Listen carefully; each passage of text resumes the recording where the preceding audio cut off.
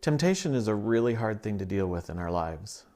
It's much like a thorn in our side.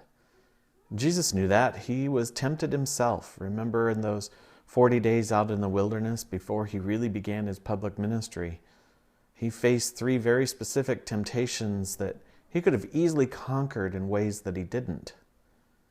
But here's how he got through it.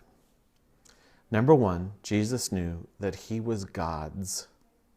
He was God's own creation and loved just as he is.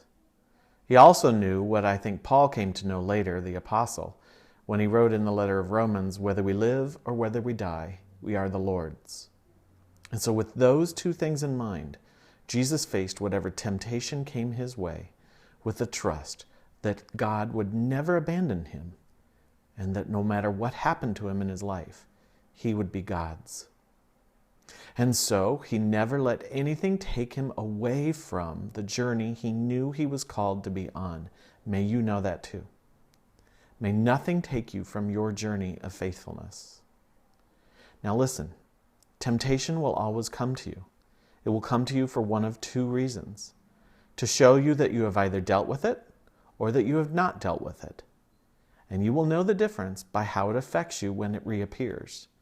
If it comes back to you and you simply look at it and say, I've already dealt with you, I don't need you, then you've dealt with that temptation, move on. However, if you get knocked down, you hide under the covers for weeks, then you haven't really dealt with that temptation and you've got some work to do in your journey. Don't be afraid of the temptation. Face it with strength and courage, knowing that you are God's and nothing will stop you from being God's. Neither life nor death can ever separate you from the Lord. You are the Lord's. So take courage. Be strong. Don't let anything take you from that. Keep going. And see temptations as an opportunity for growth and a reminder of the journey that you choose to be on of faithfulness.